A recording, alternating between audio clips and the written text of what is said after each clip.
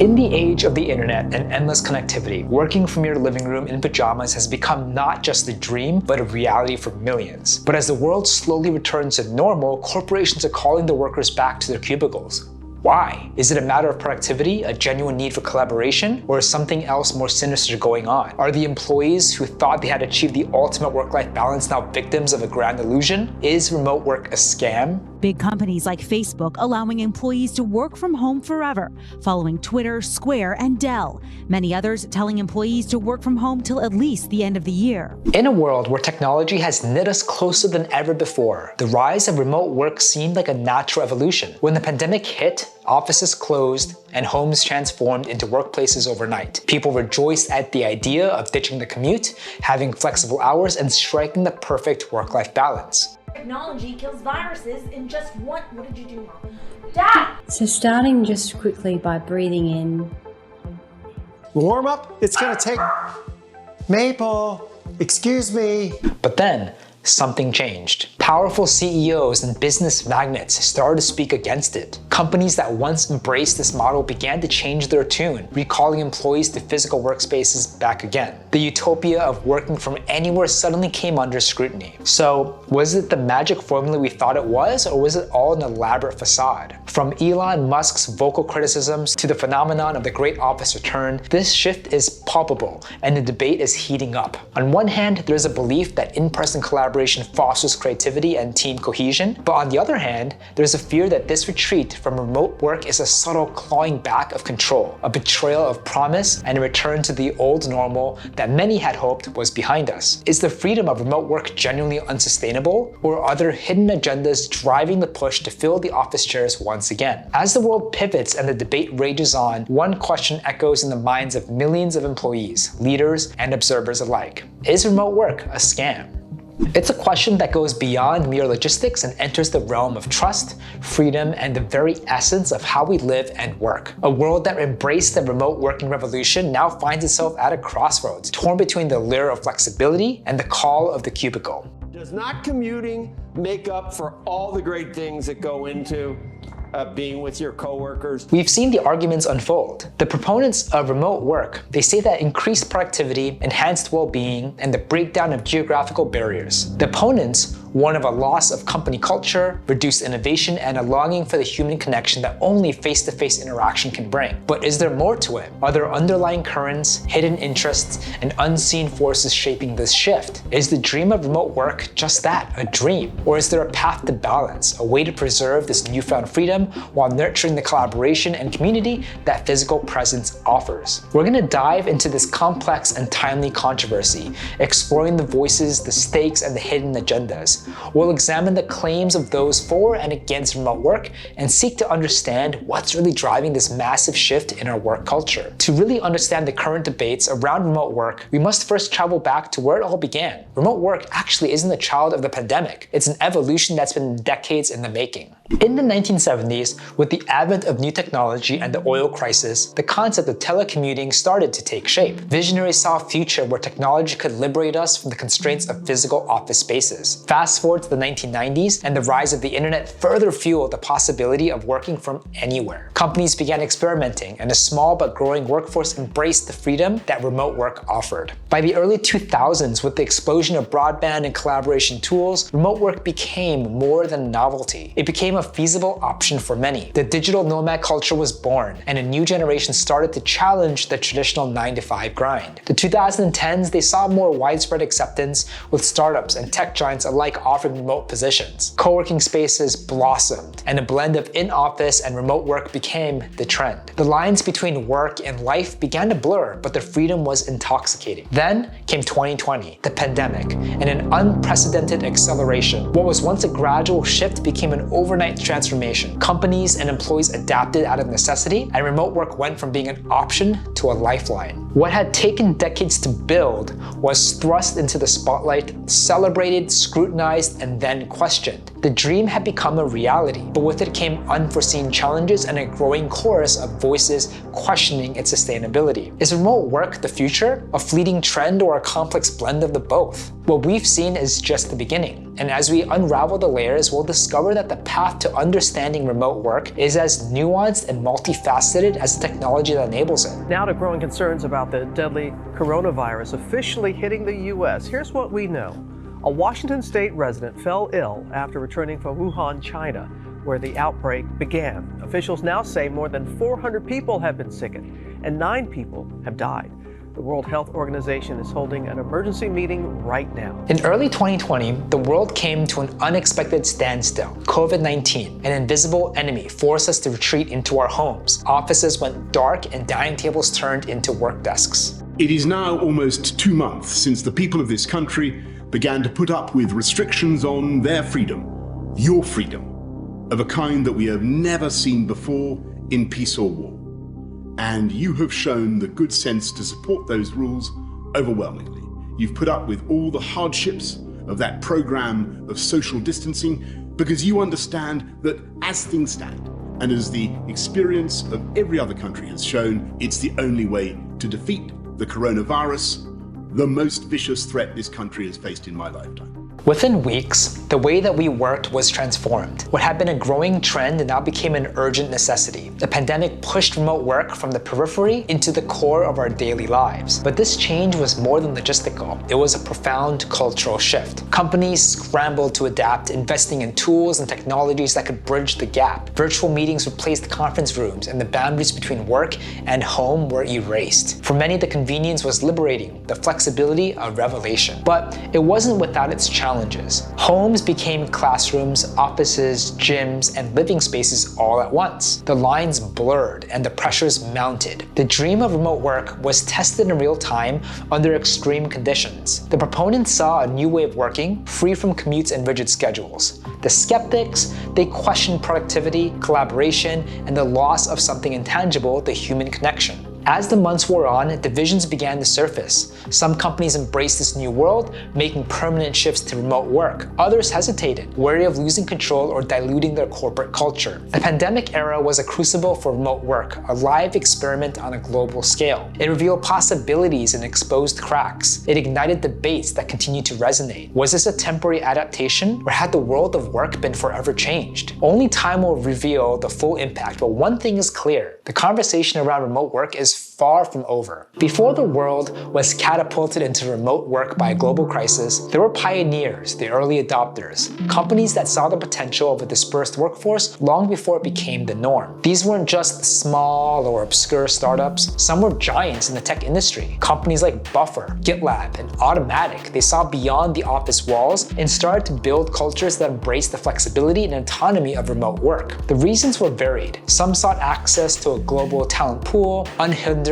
by geographical constraints. Others aimed to enhance work-life balance, boosting morale and productivity. And some simply believed in the philosophy of working from anywhere, breaking down the traditional barriers that confined work to a physical space. Yet, the question lingered.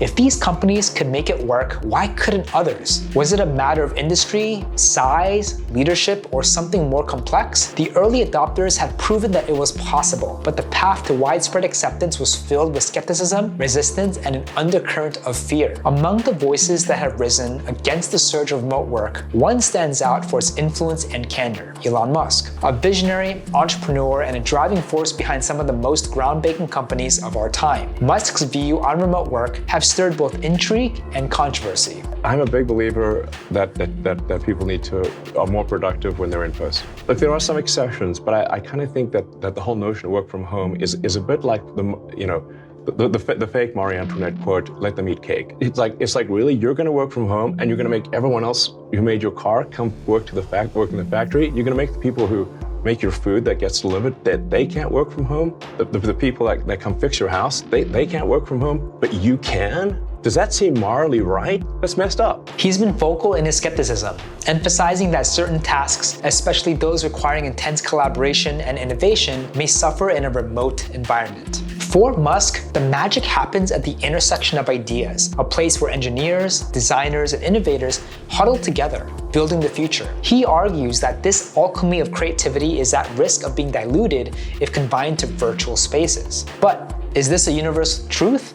or is it specific to the industries and missions that Musk's companies are engaged in? The tech mogul's concerns reflect a deeper debate. Can remote work foster true innovation, or does it inhibit the spontaneous creativity that physical proximity might provide? His criticisms resonate with many leaders, especially in sectors that rely on intricate teamwork and cutting-edge innovation. They fear that remote work might stifle the serendipitous connections and organic collaborations that drive breakthroughs. Yet, Musk's view also opens a Pandora box of questions. Can remote work be tailored to fit different industries and roles? Is the opposition a matter of preference, necessity, or resistance to change? As we explore these questions, we'll uncover that the answer is far from simple, and the road to understanding is lined with complexities, contradictions, and a future that's still being written. Elon Musk isn't the only influential figure to have weighed in on the remote work debate. Across the spectrum of industries and leadership, opinions vary, reflecting a complex interplay of values, strategies, and visions of the future. On one side, visionaries like Sir Richard Branson champion remote work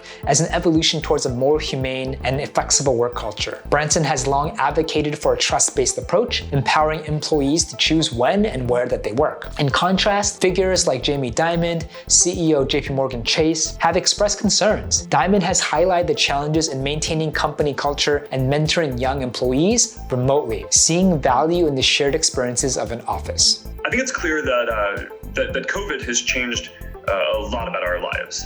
That certainly includes the way that most of us work.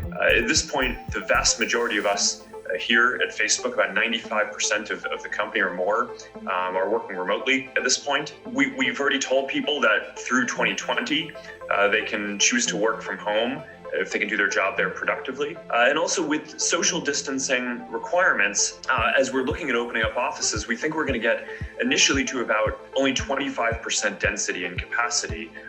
So a lot of us are going to have to be working remotely for some time to come. Tech leaders like Mark Zuckerberg and Jack Dorsey have leaned into the remote work trend, with Facebook and Twitter, now X, announcing more permanent remote options. They see it as an opportunity to access global talent and promote a more balanced lifestyle. Yet, legends like Warren Buffett have voiced skepticism, questioning if remote work can maintain the camaraderie, collaboration, and spontaneous interactions that fuel creativity and cohesion. What emerges is a tapestry of perspectives, each shaped by industry dynamics, leadership, philosophies, and a vision of what work should be. The support and opposition to remote work are not mere black and white stances, but intricate, complex shades of gray, reflecting a world in flux. So is remote work a solution, a challenge, or both? The answers are as varied as the leaders who shape our world, and the path forward is a journey of exploration, adaptation, and continuous learning. Opposition to remote work is more than mere resistance to change. It's a complex interplay of concerns, beliefs, and values. But what really lies beneath the surface of the skepticism? Let's take a closer look. For many leaders, the office is more than a physical space. It's the heartbeat of the company's culture, where shared values, norms, and behaviors come to life. The fear is that remote work may dilute these essential intangibles, eroding the sense of identity and belonging. Leaders like Jamie Dimon have expressed concerns about guiding young employees remotely. The lack of face-to-face interactions may hinder relationship building, impede the transfer of tacit knowledge, and reduce opportunities for informal learning. For innovators like Elon Musk, proximity fosters creativity. The impromptu interactions, serendipitous connections, and organic collaborations that occur in a physical workspace may be lost in a remote setting, possibly hindering the innovative spark. Some leaders worry that remote work might reduce oversight, possibly leading to decreased productivity and accountability. The balance between autonomy and responsibility becomes really a delicate dance, requiring trust and clear expectations. But these concerns are not universal truths. They're challenges, to be sure, but challenges that may have solutions. Remote work is not a one-size-fits-all proposition, and the future may lie in finding the right balance and adapting to different industries, roles, and individuals. As companies chart their courses back to the office, the reasons underpinning these decisions are as diverse as they are illuminating. What exactly are corporations saying, and what does it reveal about the state of work today? Many organizations, particularly in finance and tech, have emphasized the need for in-person collaboration. They argue that creativity, innovation, and teamwork thrive in an office setting where spontaneous interaction interactions and face-to-face communications are possible. Leaders like Jamie Dimon have stressed the importance of on-site mentoring and nurturing talent. The belief is that young professionals, they benefit immensely from direct interactions, observing seasoned colleagues, and engaging in real-world experiences. The justifications for returning to the office and not merely operational decisions. They're a window into the ongoing debate about what work means and how it's conducted and what it could be in the future. The reasons extend beyond practical considerations, touching on deeper questions of culture, value, identity, and adaptation. So as the debate rages on, and as companies and employees navigate this new frontier, the benefits of remote work stand as a testament to human adaptability, creativity, and an endless pursuit of balance and growth. As the debate around remote work continues to unfold, a new model has emerged that seeks to bridge the gap between the office and the home, between collaboration and independence. Enter the hybrid model, a fusion of in-office and remote work that's reshaping the future of work. The concept of the hybrid model. At its core, the hybrid model allows employees to split their time between the office and remote work. It seeks to balance the collaborative energy of the office with the autonomy and flexibility of working from home. Collaboration and community. One of the key arguments for the hybrid model is the preservation of in-person collaboration and community. It enables face-to-face interactions, team building, and the serendipity of office encounters while also offering remote work's benefits. Technology integration. The success of the hybrid model often hinges on technological integrations. Tools like virtual collaboration platforms, cloud computing, and advanced security measures ensure seamless transition between different work environments. Policies and management. Effective implementation of a hybrid model requires clear policies, management buy-ins, and ongoing support. Companies like Microsoft and Salesforce have developed detailed guidelines to help employees navigate this new working paradigm. So as we navigate the evolving landscapes of remote and hybrid work, a shadowy question looms over the conversation. Could this be just about more than just collaboration and community? Could the push for a return to the office be a means for corporate control over workers? The notion of control in the workplace is not new. Historically, companies have sought to manage workers' time, output, and behavior through various mechanisms. The physical office space has often played a key role in this endeavor. With advances in technology, the ability to monitor and measure employee performance has reached new heights. From tracking computer usage to evaluating time spent on tasks, the corporate eye often extends beyond the office walls. The argument that the return to the office may be a control tactic is not without its proponents. Critics argue that the insistence on physical presence limits autonomy, stifles creativity, and can foster a culture of mistrust. The question of control in the context of remote and hybrid work raises profound issues about the nature of work, the relationship between employers and employees, and the values that guide our corporate cultures. As we grapple with these questions, we are challenged to consider not just the mechanics of work, but the principles that govern our working lives. Is control an inevitable part of the corporate structure, or can we envision a future where trust, autonomy, and human dignity take center stage? As we dig a little bit deeper into the complex motivations behind the call for in-office work, the economics of the decisions begin to surface. Could it be that this push aligns more with certain business interests rather than the welfare and preferences of employees? Billionaires and tycoons have often held the reins of economic direction and corporate culture. But as the debate over remote work intensifies, what might be driving their often vocal opposition? Many billionaires built their fortunes on traditional business models that revolve around centralized locations and in-person collaborations. Their opposition to remote work might reflect a desire to uphold these proven frameworks. The push for in-office work might be a signal to investors and the market. A return to business as usual could be a strategic move to bolster confidence and share prices, even if it may not reflect operational needs or employee preferences. Billionaires and their companies often invest heavily in physical spaces that embody their brand. These investments are not just financial, they represent the company's identity, culture, and prestige. The insistence on utilizing these spaces may tie into a deeper brand strategy. The return to the office might reflect a deeper need for control and influence. Face-to-face interactions, centralized locations, and physical presence often play into power dynamics and leadership strategies within corporations. No doubt, the future of work is a complex tapestry woven into technology, economics, human desires, leadership strategies, and societal values. No single narrative can capture the entire picture, and the path forward may vary across industries, cultures, and individual preferences. So we find ourselves face to face with a fundamental question. What kind of work environment do we want to create, not just for ourselves, but for future generations? This whole tug and war between remote and in-office work isn't just a debate over preferences or profits. It's a question of values, priorities, humanities, and perhaps even a hint of philosophical struggle. We've seen that the landscape is diverse, rich with possibilities, and teeming with potential for creativity and collaboration. There's no one-size one-size-fits-all answer. The future of work might very well lie in our ability to customize, adapt, and align with individual and collective needs. Yet, it's also a world filled with tensions, power dynamics, and underlying motives. We must stay vigilant and thoughtful and engaged, not just as employees or employers, but as members of a shared human community. It's really tempting to reduce this debate to simple binaries, to choose sides, and to settle into comfortable narratives. But perhaps the real opportunity here is to embrace complexity, to listen, to question, and co-create. So here's a thought, a gentle invitation, if you will. What if we took a moment to envision our ideal working world? What if we shared these visions, engaged in open dialogues, challenged assumptions, and built bridges? The future of work is ours to shape. It's a canvas waiting for our colors, our dreams, our voices. Let's not shy away from the complexity or the challenges. Instead, let's lean into them with curiosity, compassion, and the courage to create something truly meaningful. As we navigate this complex landscape, each choice, each voice, and each vision contributes to shaping the future. The answers may not be so simple or straightforward, but the questions are rich, resonant, and ripe with potential. And here's the final thought, a question to carry with you. In a world where work is rapidly evolving, where power dynamics shift, where visions collide, what role will you play? What choices will you make? And what future will you help create? Now it's your turn. The journey we've taken together is just the beginning, and your insights, opinions, and experiences can add a new dimension to this unfolding conversation. Have thoughts or experiences to share about remote work or the future of workplace? We'd love to hear from you. Please leave a comment below. If you found value in this exploration, please do give us a thumbs up, click that bell, and subscribe. It would really mean a lot. Thanks for being a part of this journey, and until next time, keep questioning, keep exploring, and keep dreaming.